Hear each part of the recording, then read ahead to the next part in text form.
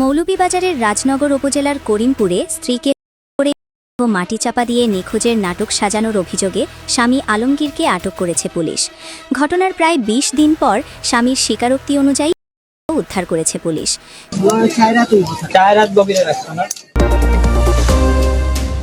এক সময় ভালোবেসে করেছিলেন বিয়ে, সেই ঘরে রয়েছে ৬ বছরের একটি ছেলে সন্তানও। অথচ সেই ভালোবাসার প্রিয়তমা স্ত্রীকে তার স্বামী শ্বাসরোধ করে নিজ উঠানে মাটির নিচে চাপা দিয়ে রাখে এবং সকলকে বলে বেড়ায় যে তার স্ত্রী দেশের বাইরে চলে গেছে। এই ঘটনাটি কোথায় ঘটেছে এবং কিভাবে ঘটলো, এই ঘটনার বিস্তারিত আমরা জানবো আমাদের সহকর্মী শামীম শেখ থেকে, এবং আপনাদের সাথে রয়েছে আমি স্নিগ্ধা আখি। জি শামীম শেখ। ধন্যবাদ আখি আপনাকে, ধন্যবাদ নতুন সময়ের দর্শকদের। আখি জানেন যে গতকাল মৌলভীবাজারের রাজনগর উপজেলার একটি গ্রাম থেকে জায়দা নামের একজন গৃহবধূর উত্তোলন করা হয়েছে তার বাড়ির আঙিনার 10 ফুট মাটির নিচ থেকে। ঘটনাটি ঘটেছে মৌলভীবাজারের রাজনগর উপজেলার করিমপুর চা বাগান এলাকায়। ঘটনার সূত্রপাত যেভাবে, এই মৌলভীবাজারের রাজনগর উপজেলার আলমগীর হোসেনের সাথে জায়দার বিয়ে হয়। জায়দা হচ্ছে ওই একই উপজেলার আব্দুল হান্নানের মেয়ে। বেশ কয়েক বছর আগে তাদের বিয়ে হয়, তাদের ঘরে 6 বছরের একটি ছেলে সন্তান আছে। গত জুন মাসে আলমগীর হোসেন যখন তার শ্বশুর বাড়িতে দেয় তার বাচ্চাকে নিয়ে, তখন তার শ্বশুর আলমগীর হোসেনকে জিজ্ঞেস করে যে জায়দা কোথায়, তুমি একা কেন? তখন সে বলে যে আমি অসুস্থ, আমাকে আমার প্রেশারে চাপ দিয়েছে, আমি একটু ঘুমাতে চাই এখন। তখন সে বলে ঘুমিয়ে পড়ে।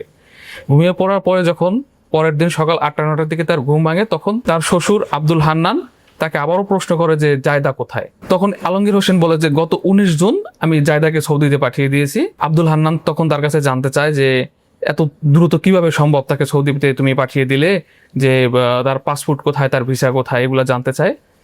তখন বলে যে তার যে পুরনো পাসপোর্ট ছিল, এই পাসপোর্টেই আমি তাকে সৌদিতে পাঠিয়ে দিয়েছি। তখন এই বিষয়টা নিয়ে এই আব্দুল হান্নানের মনের ভিতরে একটা সন্দেহ দেখা দেয় যে আসলে কি হইতেছে, তার মেয়ে যদি সৌদিতে চলে যায় তার সাথে যোগাযোগ নাই কেন।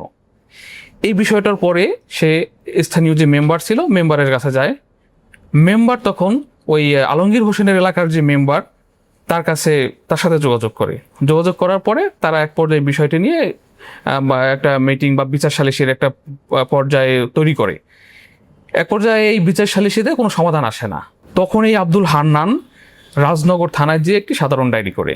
এই সাধারণ ডায়েরিটি হচ্ছিল 3 জুলাই, এই যে এই মাসের 3 জুলাই। তো সে নিখোঁজ হয়েছে 17 তারিখে, 17ই জুন। এ পর্যন্ত তাদের মধ্যে শুধু এরকম ভাবে যে কোথায় আছে, কিভাবে আছে, যোগাযোগের একটা চেষ্টা চলতেছিল। কিন্তু যোগাযোগ না হওয়ার কারণে এক পর্যায়ে এই জায়দার বাবা থানায় একটি অভিযোগ সাধারণ ডায়েরি করে। এই সাধারণ ডায়েরি যখন করে, সাধারণ ডায়েরির তদন্ত ভার নেয় রাজনগর থানার এসআই অরূপ। সে যখন বিষয়টি নিয়ে তদন্ত শুরু করে 5 জুলাই, অর্থাৎ গত রোববার, এই 5 জুলাই আলমগীর হোসেনকে জিজ্ঞাসাবাদের জন্য তদন্তকারী অফিসার নিয়ে আসে। আসার পরে তাকে যখন এসব বিষয়ে জিজ্ঞাসাবাদ করা হয়, তখন সে তার শ্বশুরকে যেটা বলেছে সেটাই বলে যে আমি তো তাকে সৌদিতে পাঠিয়ে দিয়েছি। তখন এই তদন্তকারী কর্মকর্তা তার কাছে জানতে চায় যে সৌদিতে যেহেতু পাঠিয়ে দিয়েছেন আপনি, তাহলে আমাকে দেন, পাসপোর্টের কপি দেন, ভিসার কপি দেন। তখন তার কথার ভিতরে একটা এলোমেলো ভাব চলে আসে। এক পর্যায়ে তাকে যখন আরো ফোর্স করে জিজ্ঞাসাবাদ করা হয়, তখন সে স্বীকার করে যে হ্যাঁ, আমি তাকে 17 জুন রাত 9টার দিকে তাকে শ্বাসরোধ করে আমি পরে আমার বাড়ির যে আঙিনা, সেই আঙিনায় তাকে আমি মাটির নিচে মানে ঢালাই করে রেখে দিয়েছি। তো গতকাল সোমবার এই তার বাড়ির আঙিনা থেকে 10 ফুট মাটির নিচে থেকে 4 ঘন্টা ব্যাপী অভিযানের পর উত্তোলন করা হয়। তখন সে অকপটে স্বীকার গেছে যে আমি তাকে শ্বাসরোধ এবং তাকে আমি ভাবে রেখে দিয়েছি। এই ছিল মূল ঘটনা। আচ্ছা, এই যে এটি আসলে সে তার স্ত্রীকে কেন বা এটার সাথে আরো কেউ সম্পৃক্ত আছে কিনা, তিনি তো মনে হয় না একা এত বড় ঘটনাটা সে ঘটাতে পেরেছে, তো সে কি অন্য কোনো তথ্য দিয়েছে কিনা এই বিষয়ে তদন্ত চলছে। এখন পর্যন্ত ময়না তদন্তের জন্য পাঠানো হয়েছে, ময়না তদন্তের রিপোর্ট এখনো আসেনি। যদি আসা হয় তাহলে আরো এই ঘটনাটা যে সে একাই করেছে নাকি কিভাবে হয়েছে। অনেক সময় দেখি যে বিগত দিনে আমরা যে ঘটনাগুলো দেখেছি যে প্রাথমিক অবস্থায় ঘুমের ওষুধ সেবন করিয়ে হ্যাঁ, বা এরকম আছে যে আগে ঘুমের ওষুধ খাইয়ে তাকে অজ্ঞান করে নেয়, তারপরে হয়তো অথবা তার সাথে অনেকে জড়িত থাকে যে 2-3 জন, কারণ একার পক্ষে একটা মানুষকে মানে আপাতত দৃষ্টিতে খুবই কঠিন ব্যাপার, মানে হঠাৎ করে কাউকে যদি আক্রমণ করে সেটা আলাদা ব্যাপার।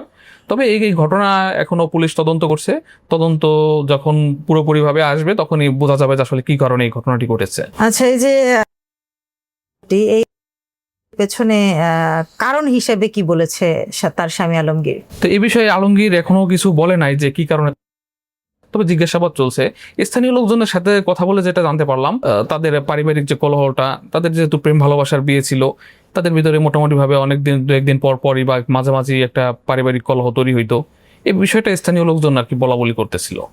তো সেই ক্ষেত্রে আমরা মানে প্রাথমিকভাবে ধারণা করা হচ্ছে যে এটি পারিবারিক কলহের জেরেও হতে পারে, এরকমটাই আমরা ধারণা করছি। তবে কোনো কিছুই আগে থেকে বলা ওটা সমীচীন নয়, কারণ এখনো তদন্ত চলছে। যখন তদন্ত রিপোর্টটা আসবে তখন আমরা আবার আপনাদেরকে জানানোর চেষ্টা করবো যে আসলে এই মূল ঘটনাটা কি ছিল। জি, ধন্যবাদ শামীম শেখ। ধন্যবাদ দর্শক এতক্ষণ সময় আমাদের সাথে থাকার জন্য। আসলে আজকের যে ঘটনাটি জানলাম সেটি কিন্তু খুব দুঃখজনক যে যাকে ভালোবেসে বিয়ে করেছিল তাকেই তার বাড়ির আঙিনায় গভীর মাটির নিচে এভাবে পুঁতে রেখেছে তার স্বামী। আসলে পারিবারিক কলহের জেরই হোক বা যে কোনো কারণে হোক, কোনো সমাধান হতে পারে না।